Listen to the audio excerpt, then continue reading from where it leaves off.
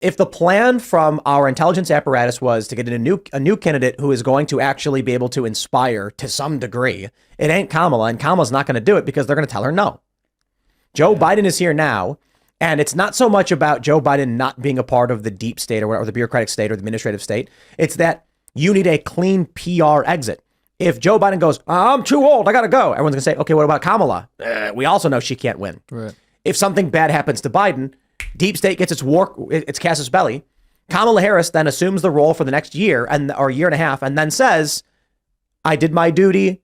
I'm now going to hand it off to those who are more capable, yada, yada, yada, and honorably passes the torch down to somebody else. And she served as vice president, first female, whatever she wants to identify as vice president. Sometimes it's Asian, sometimes it's black.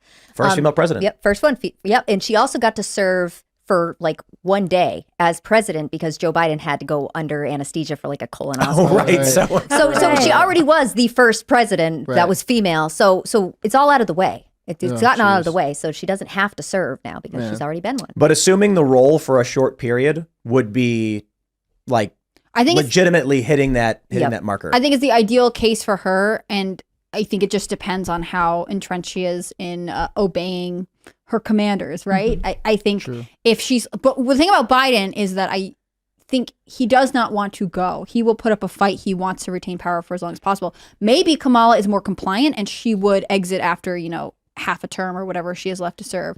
I just think all of these people are so power hungry that once they get into the chair, they don't want to leave it. I believe that she can serve for 2 full terms after the midpoint. So she can serve for 10 years. How many people in this country would support U.S. intervention into the Middle East, particularly the Israel region, Jordan, etc.? How many people would support that if Joe Biden was critically wounded by Hamas? Yep. Or Hezbollah? Or Iran? Yeah, Iran. Yeah. I mean, look, I'll say right now, I imagine all of the neolibs are going to outright be in favor of it. We are all going to find ourselves sharing talking points with many leftists who are anti-war, not because they agree with us, but because they will exploit whatever the modern narrative is to gain power. And if their support is for Palestine, we will all say something like foreign intervention is a mistake, it'll cause World War III, and they'll parrot those talking points in an effort to try and seize power.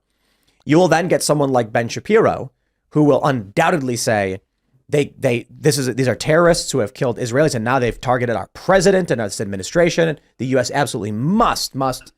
You're going to get every conservative, like 90% of conservatives, saying the U.S. must intervene. I think there would be huge support for military intervention if they went after the president.